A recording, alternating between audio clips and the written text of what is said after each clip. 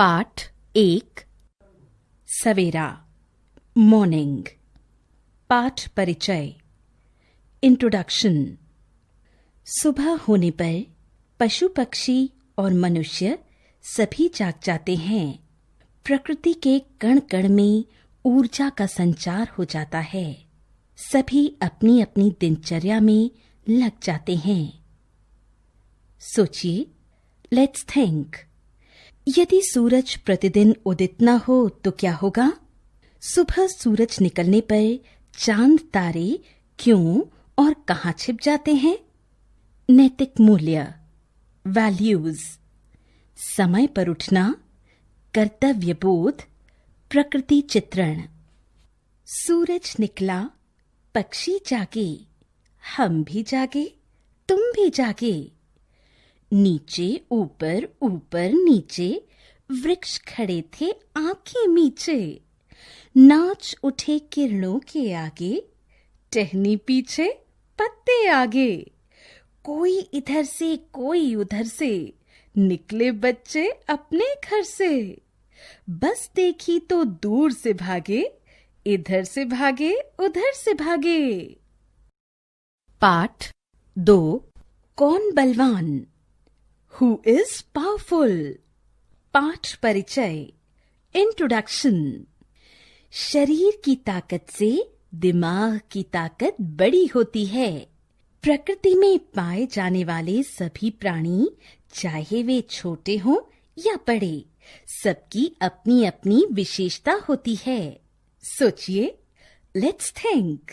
यदि धरती के सभी बड़े प्राणी छोटे प्राणियों का सहयोग करने लगे तो ऐसी स्थिति में संसार में क्या परिवर्तन आएगा? नैतिक मूल्य, वैल्यूज। किसी को छोटा न समझना, घमंड न करना, दूसरों को न सताना, दूसरों की सहायता करना। एक बार की बात है, एक हाथी अपने शरीर को एक पेड़ के तने से रगड़ने लगा। उस पेड़ के ऊपर एक चिड़िया का घोंसला था। उस घोंसले में चिड़िया के 2 अंडे भी रखे हुए थे। चिड़िया ने हाथी को बहुत समझाया कि वह ऐसा न करे। ऐसा करने से उसके अंडे गिरकर फूट जाएंगे। मगर घमंडी हाथी नहीं माना। उसने पेड़ को इतनी जोर से हिलाया कि चिड़िया का घोंसला गिर गया और अंडे फूट गए। मायूस चिड़िया पेड़ की डाल पर बैठकर रोने लगी। तभी वहां एक चींटी आई। उसने चिड़िया से उसके रोने का कारण पूछा। चिड़िया ने उसे सारी बात बता दी। चींटी ने चिड़िया से वादा किया कि वह हाथी को जरूर मजा चखाएगी। चींटी ने उस अहंकारी तथा पागल हाथी को एक पेड़ के नीचे खड़े देखा। उसने हाथी को ललकारा। एक चींटी की ललकार सुनकर हाथी हंसने लगा। उसने चींटी के छोटेपन की खूब खिल्ली उड़ाई, परंतु चींटी ने हाथी की परवाह नहीं की। उसने उसकी सूंड में घुसकर उसे खूब जोर से काटा। हाथी बेचारा दर्द से तड़प उठा। हाथी ने बार बार अपनी सूंड घुमाकर चींटी को निकालने की कोशिश की, पर सफल नहीं हुआ। अंत में उसने हार मान ली और चिड़िया व चींटी दोनों से माफी मांगी। बताओ तो जरा, यदि आप चिड़िया की जगह होते तो हाथी के साथ क्या करते? इस तरह चींटी ने हाथी को सबक सिखाया। बच्चों, अब तो आप समझ ही गए होंगे कि सिर्फ आकार में विशाल होने से ही प्राणी बलवान नहीं होता। पाठ 3 बुलबुल के बच्चे, द बेबीज ऑफ नाइटिंगेल। पाठ परिचय इंट्रोडक्शन। मनुष्य हो या पशु पक्षी, माँ ही बच्चों की देखभाल और उनका पालन पोषण करती है। वही उन्हें जीवन में आगे बढ़ने की प्रेरणा देती है। सोचिए, लेट्स थिंक। क्या पशु पक्षी भी हमारी तरह घर बनाकर रहते हैं? क्या वे भी अपने बच्चों की देखभाल वैसे ही करते होंगे जैसे हमारे माता पिता हमारी देखभाल करते हैं? नैतिक मूल्य, वैल्यूज, पशु पक्षियों से प्रेम, पारिवारिक उत्तरदायित्व का बोध, स्वच्छंदता, स्वतंत्र होने की भावना। आभा और अंकुर के घर के पीछे एक बगीचा था। इस बगीचे में आम, आड़ू, नीम और अमरूद के कुछ वृक्ष थे। तरह तरह के पक्षी उन पेड़ों पर आकर बैठते थे। एक दिन आभा ने बगीचे की झाड़ी में एक घोंसला देखा। उसमें 4 छोटे छोटे अंडे थे। वह दौड़कर अंकुर को बुला लाई। दोनों बच्चे दूर से उन अंडों को देखते रहे। कुछ दिनों के बाद अंडों में से 4 नन्हे नन्हे बच्चे निकले। आभा और अंकुर ने पास जाकर देखा, वे बुलबुल के बच्चे थे। न तो उनके पंख थे और न ही वे बोल सकते थे। 2-3 दिन बाद बुलबुल के बच्चों की धीमी धीमी आवाज सुनाई देने लगी। आभा घोंसले की ओर गई। उसने देखा कि माँ बुलबुल अपने बच्चों को खाना खिला रही थी। चारों बच्चे अपने नन्हे नन्हे मुंह खोलने की कोशिश कर रहे थे कि उन्हें खाना जल्दी मिले। बुलबुल एक लंबा कीड़ा अपनी चोंच में उठा कर लाई थी। वह उसके टुकड़े कर बच्चों के मुंह में डाल रही थी। आभा यह सब देखती रही। थोड़े दिनों के बाद बुलबुल के बच्चों के छोटे छोटे पंख निकल आए। वे घोंसले में चलने फिरने और चहकने लगे। बुलबुल खाना लाकर घोंसले में रख देती और बच्चे अपने आप खाना खा लेते। कुछ दिन और बीत गए। अब बुलबुल के बच्चे फुदकने लगे थे।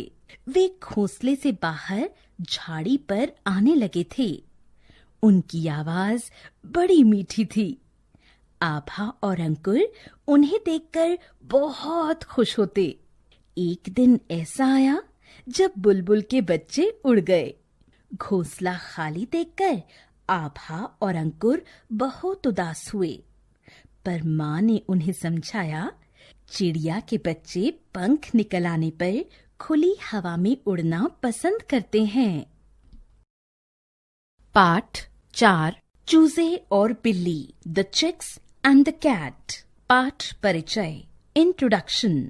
कभी कभी दुष्ट लोग लालच देकर हमें नुकसान पहुंचाना चाहते हैं, परंतु ऐसे लोगों की बातों में न आकर हमें उनसे पीछा छुड़ाना चाहिए। सोचिए, लेट्स थिंक। यदि चूहा और बिल्ली एक दूसरे के साथ मित्रतापूर्ण व्यवहार करें तो क्या होगा? नैतिक मूल्य, वैल्यूज, लालच में न आना, आपस में प्यार से रहना, सूझबूझ से काम लेना, किसी अनजान व्यक्ति की बातों में न आना। रानी मुर्गी के चूजे 4, था उनका आपस में प्यार। रानी दाना लाती थी, चूजे चुन चुन खाते थे। रानी जैसे ही गई बाहर, खटखट हुई दरवाजे पर। कहती मोटी भूरी बिल्ली, बच्चों मेरा घर है दिल्ली। बड़ी दूर से आई हूँ मैं, खेल खिलौने लाई हूँ मैं। तुम सबकी मौसी लगती हूँ, झूठ नहीं मैं सच कहती हूँ। देखो अब दरवाजा खोलो, चलो मिठाई तुम सब ले लो। डरने की क्या बात है जब मौसी का साथ है।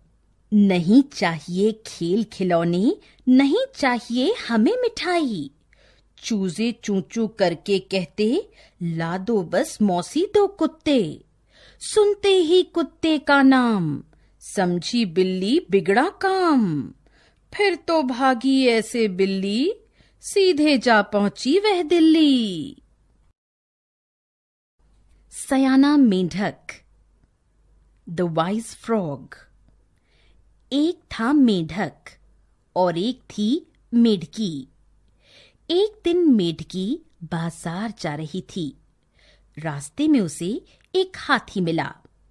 हाथी को देखकर मेढकी बोली, खंबे जैसे तेरे पांव, धम धम तेरी चाल, काले पर्वत छोड़ रास्ता, फूल से सुंदर मेरे गाल।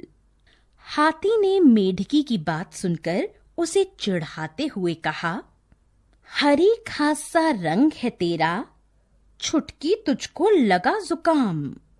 जा जा अपने घर में छिप जा, यहाँ नहीं कुछ तेरा काम। हाथी ने मेढकी को घास जैसी और छुटकी कहा तो वह बड़ी दुखी हुई।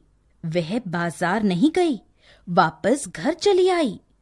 मेढक से बोली, हाथी की बातों से मेरे दिल में चुभता कांटा। तुम हो मेरे पति तो जाओ, मारो हाथी को चांटा। बेचारा मेढक, भला हाथी को चांटा कैसे मारता?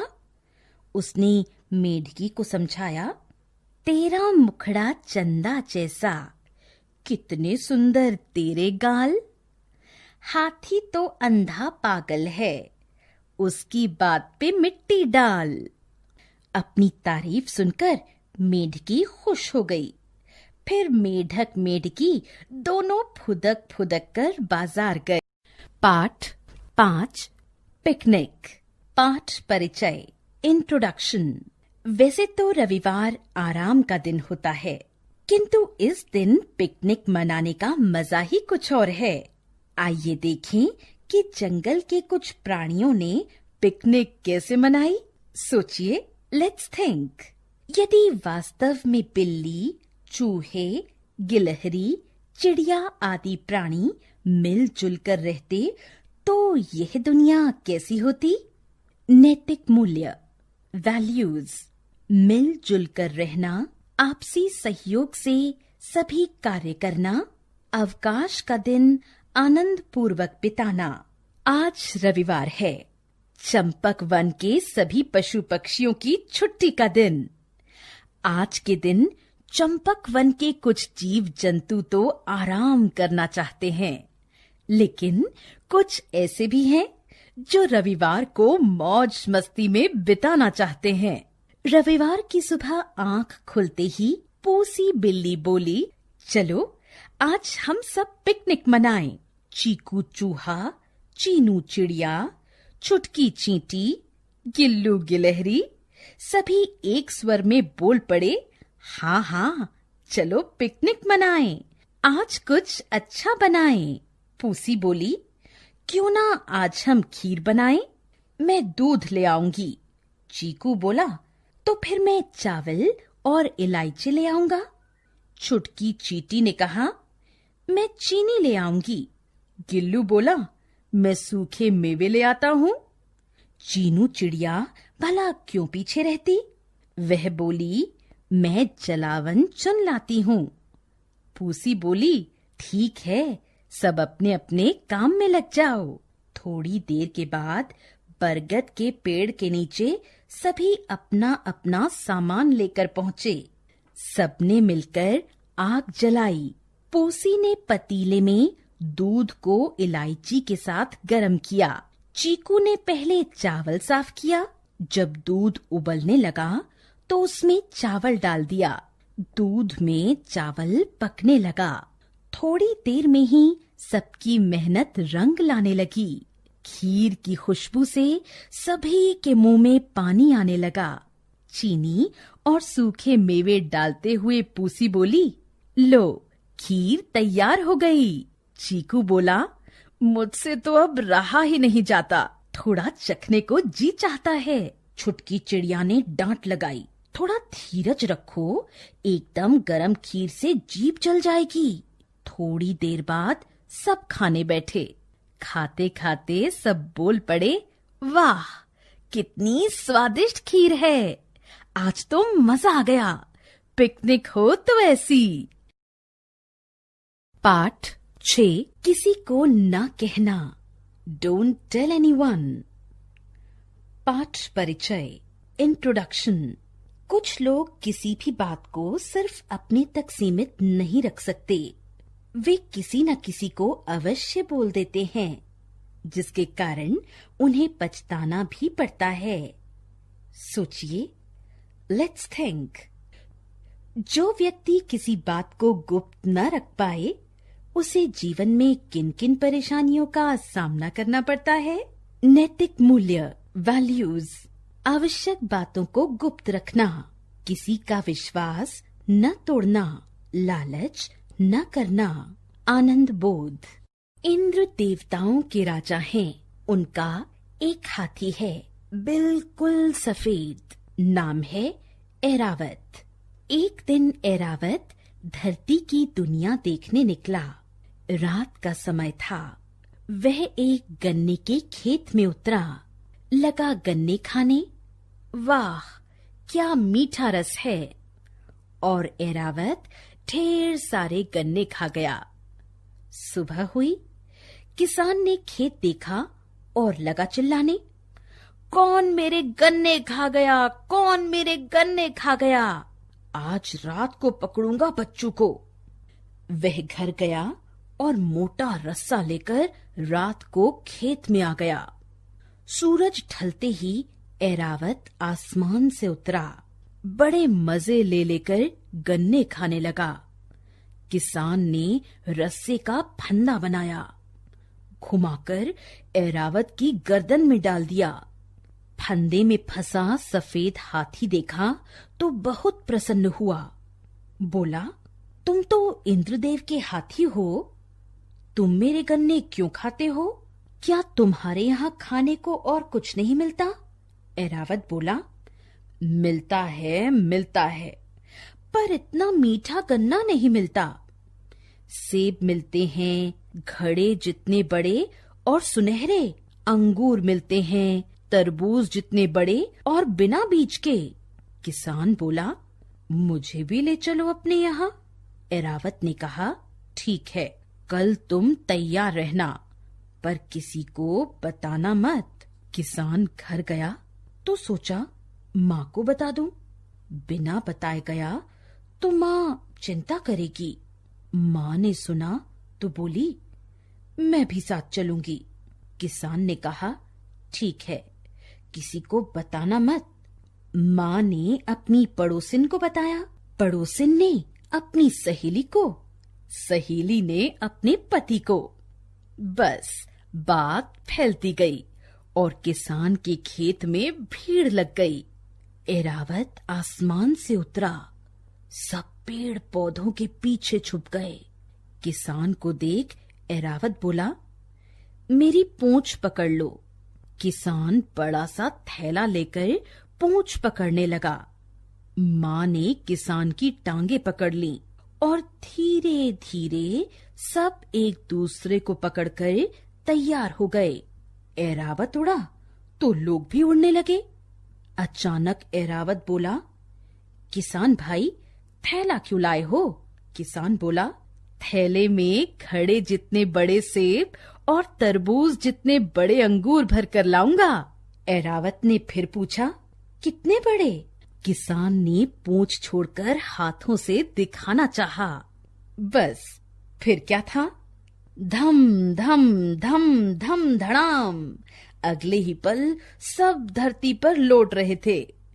ऐरावत ने कहा, मैंने कहा था कि किसी को मत बताना, लेकिन जब तुमसे एक बात नहीं पची तो तुम घड़े जितने बड़े सेब और तरबूज जितने बड़े अंगूर क्या पचाओगे?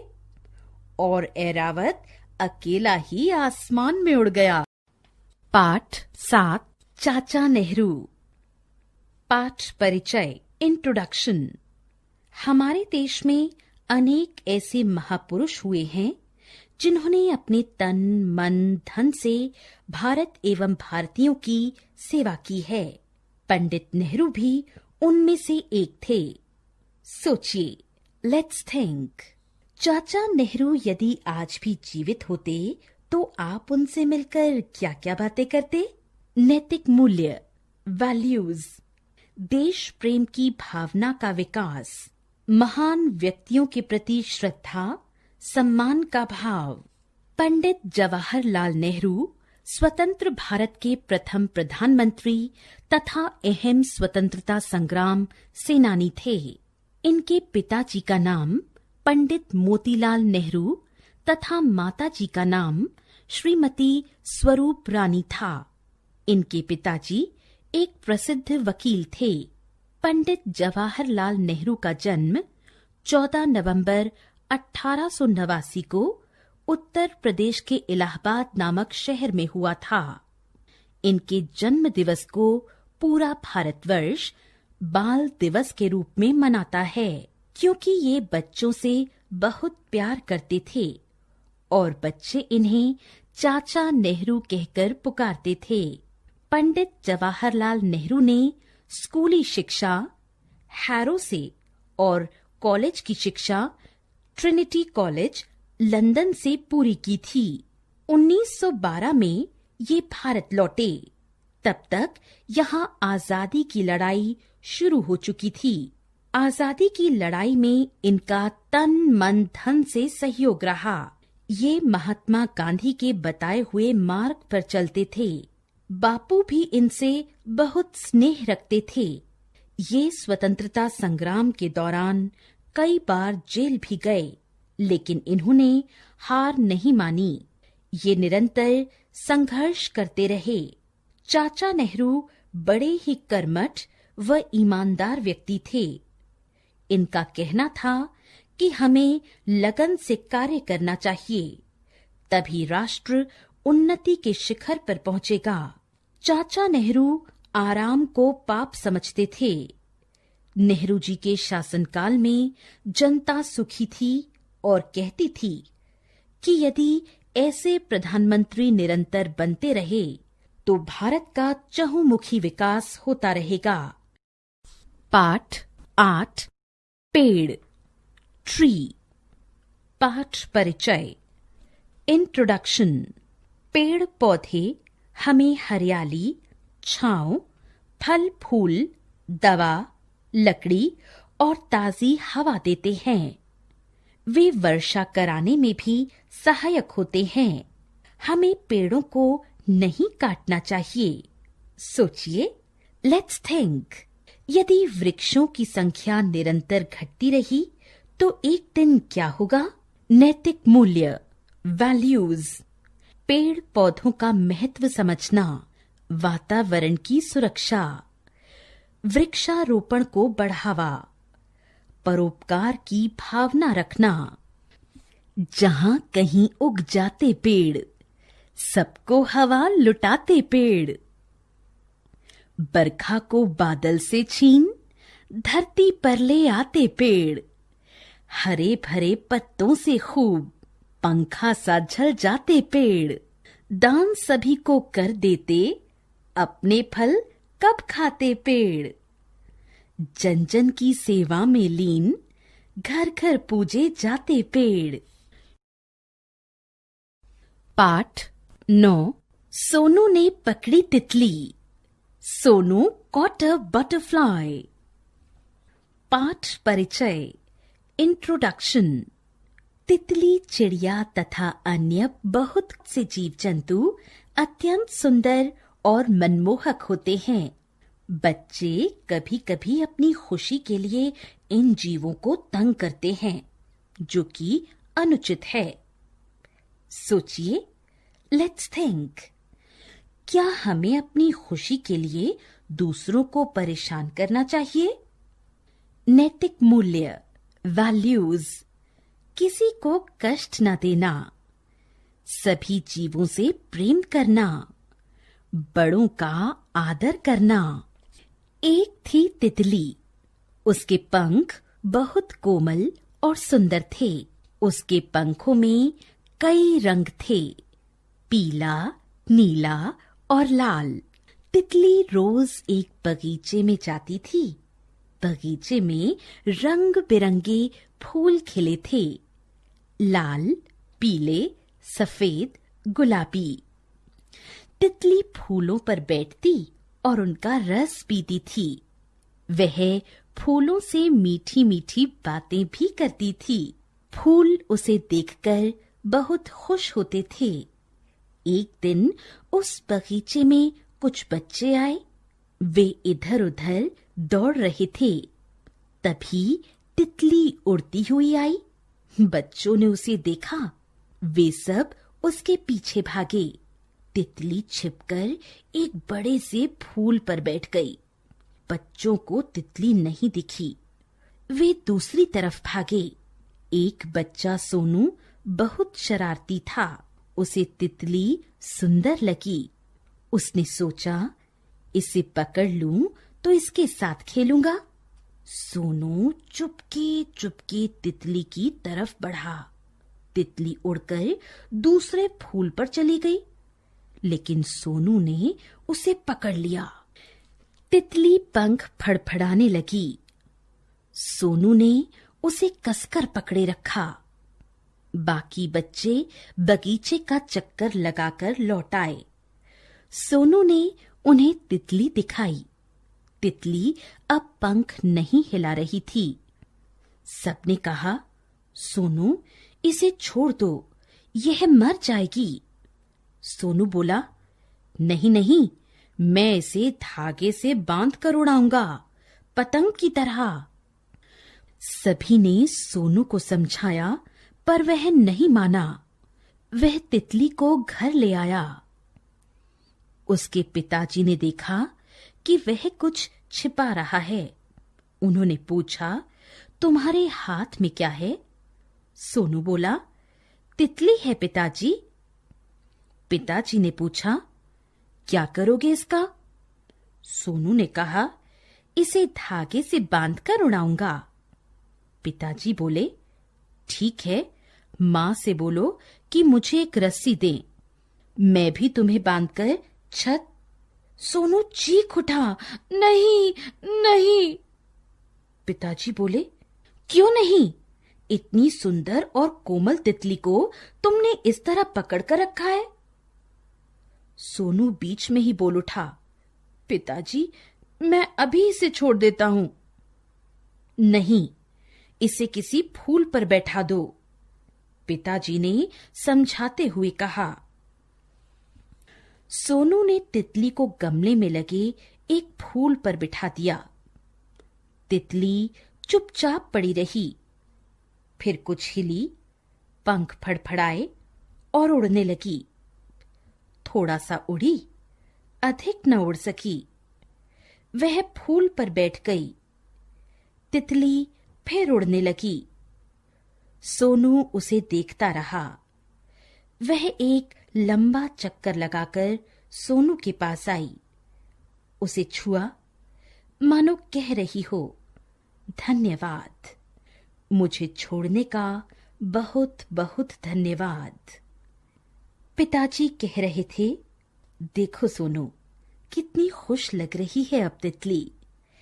हमें इन जीवों को तंग नहीं करना चाहिए, हमें इनकी रक्षा करनी चाहिए। स्वच्छ भारत, क्लीन इंडिया। स्वयं साफ रहना और अपने आसपास साफ सफाई रखना बहुत जरूरी है। आइए प्रण लें कि हम सब मिलकर भारत को स्वच्छ बनाएंगे। मेघा ने एक केला खाया, खाकर छिलका वहीं गिराया।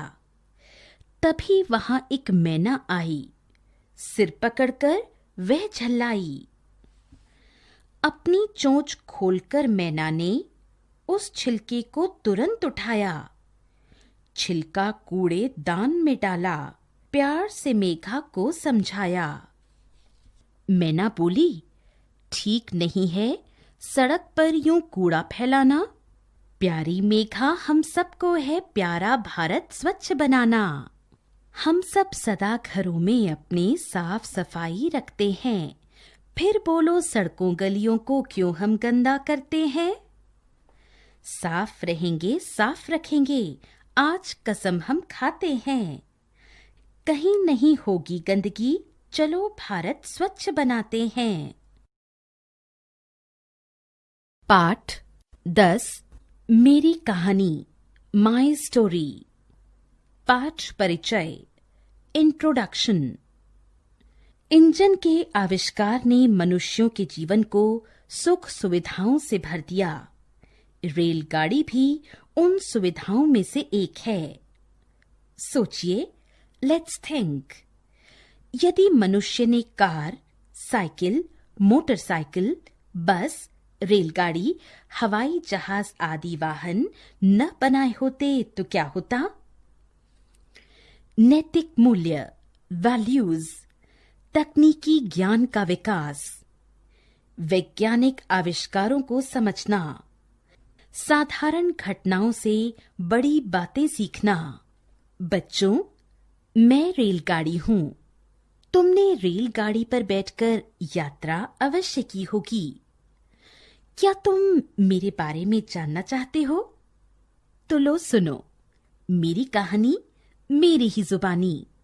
मेरा जन्म इंजन के आविष्कार के बाद हुआ।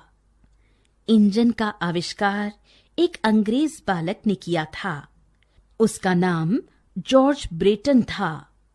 एक दिन उसने चाय बनाने के लिए आग पर पानी का पतीला रखा। थोड़ी ही देर में पानी उबलने लगा। भाप के जोर से पतीले का ढक्कन नीचे गिर गया। जॉर्ज समझ गया, भाप में बहुत शक्ति है। उसे एक बात सूझी। उसने एक डिब्बा लिया, उसमें पानी भरा और डिब्बे का ढक्कन बंद कर दिया। फिर उसने डिब्बे को अंगीठी के साथ जोड़ दिया। अंगीठी के नीचे छोटे छोटे 4 पहिए लगा दिए और अंगीठी में आग जला दी। पानी उबला और भाप बन गई। डिब्बा बंद होने के कारण भाप बाहर न निकल सकी। भाप के जोर से पहले तो वह डिब्बा हिला, फिर वह अंगीठी में लगे पहियों के सहारे जमीन पर चलने लगा। बस फिर क्या था, जॉर्ज ने भाप की शक्ति को रोककर इंजन का आविष्कार कर डाला। इस इंजन को जेम्स वॉट ने और भी बेहतर व ताकतवर बनाया। फिर इस इंजन के पीछे लकड़ी के डिब्बे लगा दिए गए और इस प्रकार मेरा जन्म हुआ। अतः कहा जा सकता है कि भाप से चलने वाले इंजन की बदौलत ही मेरा आविष्कार संभव हो पाया। बच्चों, यह तो तुम भली प्रकार समझ ही गए होंगे कि मैं भाप से चलती हूँ। मेरे अगले भाग में कोयले जलाए जाते हैं, पर अब मेरा स्वरूप बदलता जा रहा है। अब मैं डीजल और बिजली से भी चलती हूँ। बिजली से चलने के कारण मेरी गति भी बहुत बढ़ गई है। भारत में मुझे पहली बार 16 अप्रैल 1853 को मुंबई और ठाणे के बीच बिछी रेलवे लाइन पर चलाया गया था। उस समय मैंने 57 मिनट में 21 मील की दूरी तय की थी। अब तो मेरे रूप और आकार में नित्य नए परिवर्तन आ रहे हैं। अब मेरे डिब्बों में बैठकर यात्रा करना बहुत आरामदायक हो गया है। इसमें यात्रियों को खाने पीने की चीजें भी मिलती हैं। मैं कई बड़े शहरों में शताब्दी एक्सप्रेस, राजधानी एक्सप्रेस आदि के नाम से जानी जाती हूँ। कोलकाता और दिल्ली जैसे शहरों में मुझे मेट्रो के नाम से भी जाना जाता है। मैं माल ढोने के काम भी आती हूँ। इस रूप में मुझे मालगाड़ी कहते हैं। बच्चों, यही है मेरी कहानी।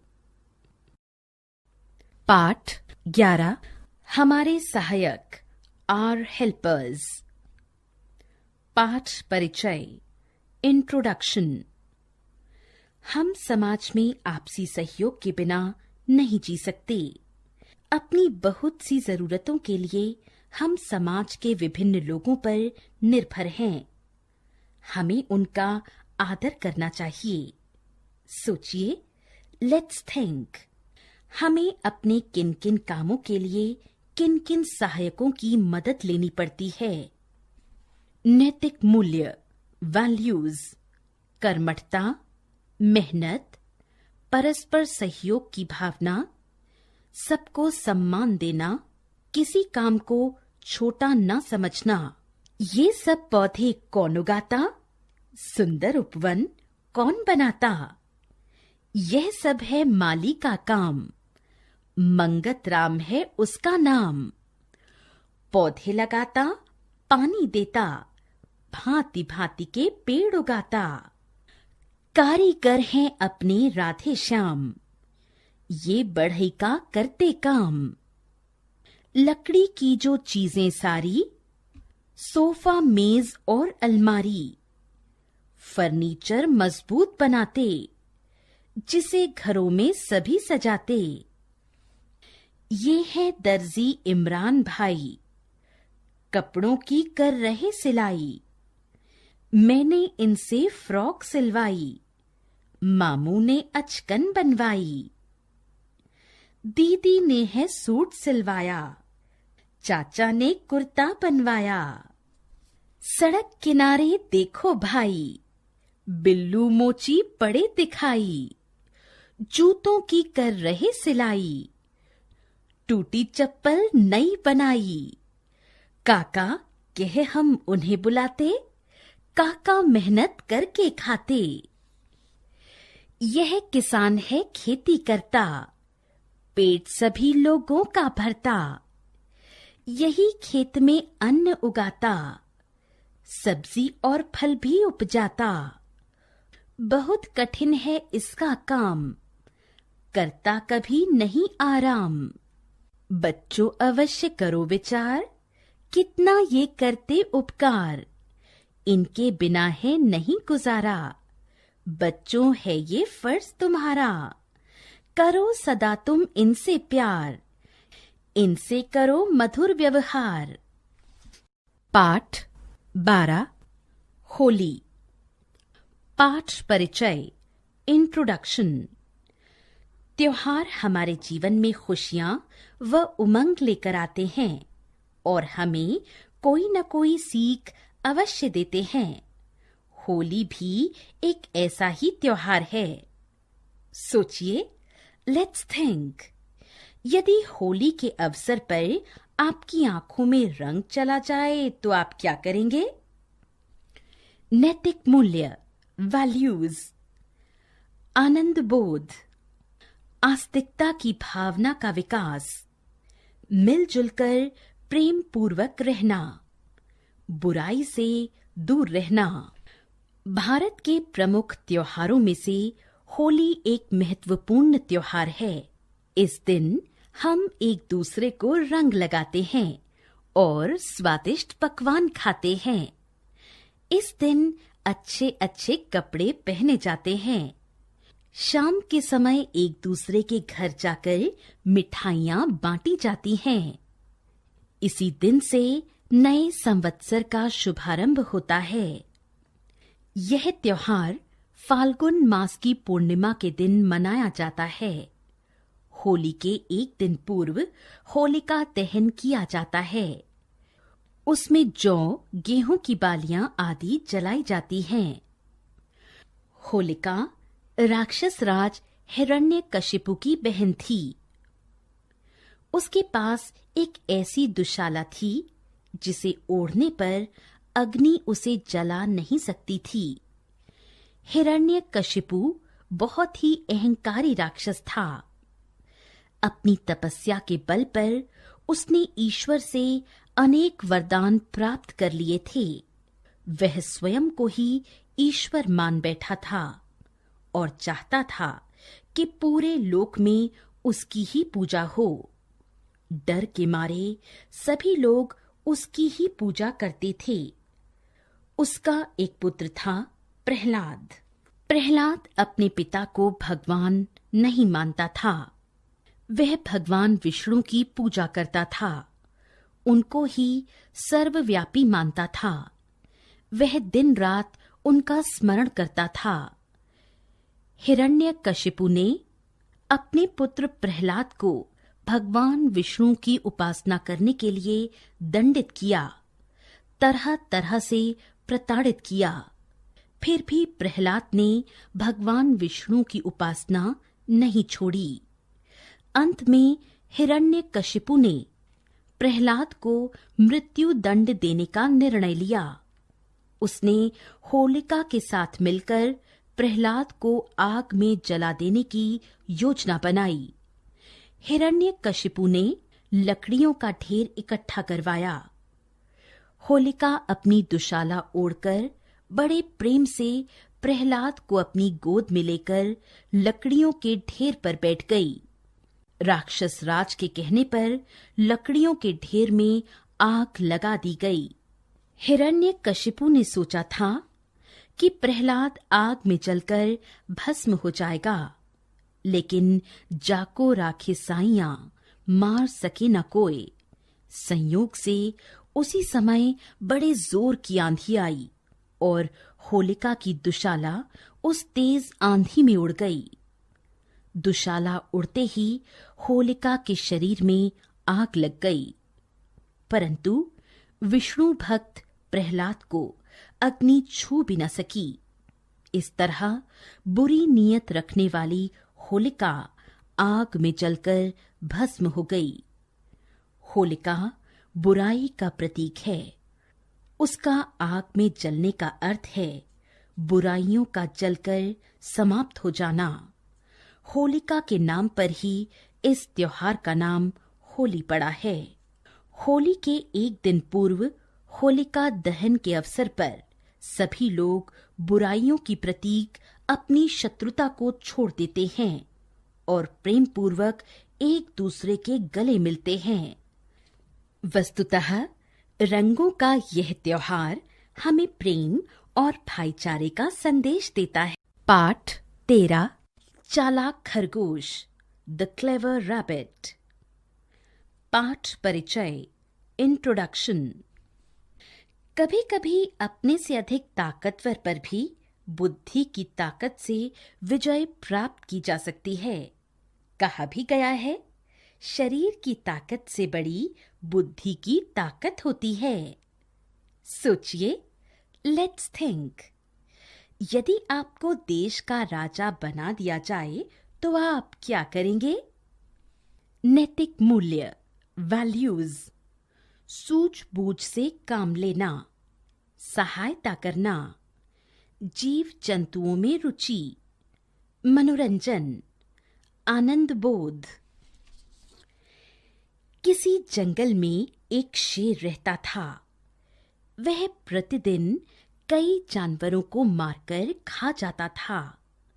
जंगल में सभी जानवर उससे भयभीत रहते थे। रोज तरह तरह के जानवर मारकर खाने में बड़ा मजा आता है। कल मेरी बारी होगी।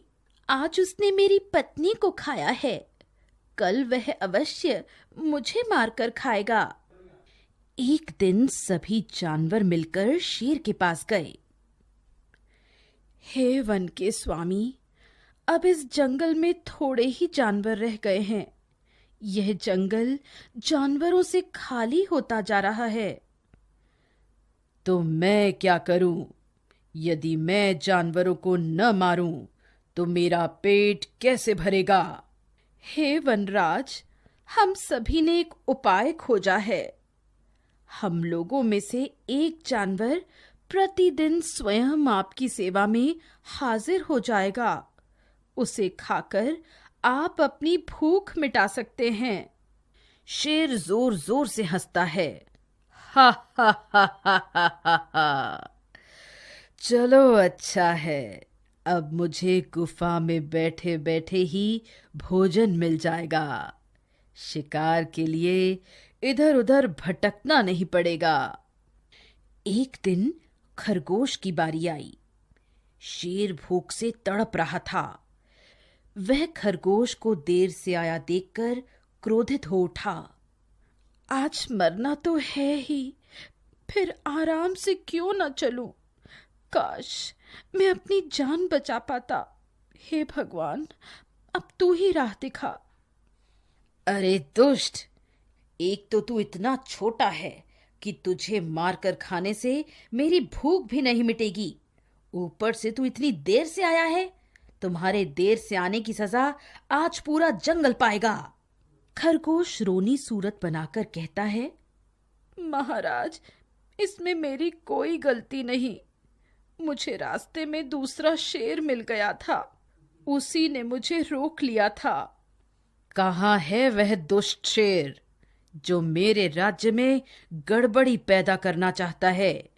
पहले मैं उसे मारूंगा। खरगोश शेर को एक कुएं के पास ले गया। महाराज, शांत हो जाइए, वह बहुत बड़ा और दुष्ट शेर है, आप उसके पास न जाएं। चुपचाप मुझे उसके पास ले चल। पहले मैं उसे मारूंगा, फिर तुझे खाऊंगा। महाराज, इसी कुएं में रहता है वह शेर, परंतु मैं अब भी आपको कह रहा हूं कि आप उससे न उलझें, वह बड़ा ताकतवर है। शेर कुएं में झांकने लगा और अपनी परछाई को ही दूसरा शेर समझकर जोर से दहाड़ा। इस जंगल का राजा मैं हूं। तुम्हारी हिम्मत कैसे हुई मेरे शिकार पर नजर डालने की? शेर जो भी बोल रहा था उसकी प्रतिध्वनि उसे वापस सुनाई दे रही थी। शेर का क्रोध बढ़ता चला गया। तुम मेरी नकल करके मुझे चिढ़ा रहे हो? ठहरो, मैं अभी तुम्हारा काम तमाम करता हूं। शेर गुस्से से कुएं में कूद पड़ा और फिर कभी बाहर न निकल सका। खरगोश ने जब जंगल के जानवरों को शेर की मृत्यु की खबर सुनाई तो सभी जानवर बहुत खुश हुए और खरगोश की प्रशंसा करने लगे। खरगोश, तुम सचमुच बहुत बुद्धिमान हो। आज तुमने हम सबको उस दुष्ट शेर से हमेशा के लिए मुक्ति दिला दी है। हम तुम्हारा यह उपकार कभी नहीं भूलेंगे। खरगोश भाई की जय, खरगोश भाई की जय। बिल्ली की राखी, द कैट्स राखी। बिल्ली बोली, चूहे भैया, नहीं दूध में मक्खी। रक्षा बंधन का यह दिन है, बंधवा लो तुम राखी। चूहा बोला, बहन नहीं तुम तो हो मेरी दुश्मन। तुमसे राखी क्यों बंधवाऊं, है मुझको प्यारा यह जीवन। तुम अब नापो अपना रास्ता, मैं भी अपने घर जाऊं। मैं तो ठहरा चूचू चूहा, तुम मतवाली म्याऊं। जब कूदी बिल्ली चूहे पर, अड़ा बीच में खंभा। चूहा बिल में गया, नोचती खिसियाई वह खंभा। पाठ 14। हम हैं नन्हे वीर सिपाही, we are little brave soldiers. पाठ परिचय, इंट्रोडक्शन। सिपाही देश के रक्षक होते हैं। वे स्वयं कठिनाइयों में जीते हैं, लेकिन देश पर कोई आंच नहीं आने देते। सोचिए, लेट्स थिंक। यदि आपको देश का सिपाही बना दिया जाए तो आप क्या करेंगे? नैतिक मूल्य, वैल्यूज, देशभक्ति की भावना का विकास, कठिनाइयों का वीरता पूर्वक सामना करना, जीवन में सदैव आगे बढ़ते रहना। हम हैं नन्हे वीर सिपाही, नहीं किसी से डरते हैं। आगे बढ़ना काम हमारा, हम आगे बढ़ते रहते हैं। कितना भी हो कठिन काम, हम कभी नहीं घबराते हैं। बाधा चाहे जो भी आए, हम आगे बढ़ते जाते हैं। देश हमें है जान से प्यारा, है यह गौरव मान हमारा। इस पर आंच न आने देंगे, हम आज कसम ये खाते हैं। पाठ 15। स्वास्थ्य का राज, द सीक्रेट ऑफ हेल्थ। पाठ परिचय, इंट्रोडक्शन। पौष्टिक भोजन और उचित दिनचर्या अपनाकर ही हम स्वस्थ जीवन का लाभ उठा सकते हैं। फास्ट फूड भले ही स्वादिष्ट होते हैं, परंतु वे स्वास्थ्य के लिए सही नहीं होते। सोचिए, लेट्स थिंक, यदि हम सबको पौष्टिक आहार न मिले तो क्या होगा? नैतिक मूल्य, वैल्यूज, स्वास्थ्य के प्रति सजगता, उचित खान-पान, प्रतिदिन व्यायाम। माँ, बहुत परेशान करते हो मोहक। मोहक, कैसे माँ? माँ, हर रोज सुबह सुबह मैं तुम्हारे लिए टिफिन तैयार करती हूँ, तुम उसे बिना खाए लौटा लाते हो। टिफिन का सारा खाना खराब हो जाता है। जब कुछ खाओगी ही नहीं तो ताकत कैसे आएगी? तुम्हारा स्वास्थ्य भी बिगड़ जाएगा। मोहक, माँ, स्वास्थ्य तो व्यायाम से बनता है, आपके इस तरह के खाने से नहीं। माँ, मोहक, क्या कमी है इस भोजन में? तुम्हें किस प्रकार का खाना पसंद है? मोहक, बताऊं? माँ, हाँ हाँ बताओ। मोहक, देखिए माँ, मुझे पिज्जा, नूडल्स, पेप्सी, चिप्स पसंद है। वो तो आप मेरे लंच बॉक्स में कभी नहीं रखती। माँ, बेटे, तुम अभी समझते नहीं। हरी सब्जियां और फल हमारे शरीर को शक्ति देते हैं और मजबूत बनाते हैं। ये शरीर का विकास करते हैं। मोहक, माँ, ये सब तो आप मुझे जबरदस्ती हर रोज खिलाती हैं, फिर भी मैं दुबला पतला हूँ। रौनक को देखा है आपने? वह बहुत मोटा और ताकतवर है। एक बार तो उसके बोझ से कुर्सी भी टूट गई थी। उसके टिफिन में चटपटे अचार और चटनी रहती है। वो कभी पूरी और कचौड़ी लाता है तो कभी कभी चिप्स, कुरकुरे लाता है। उसके टिफिन में कभी फल भी होते हैं, परंतु फल वह फेंक देता है।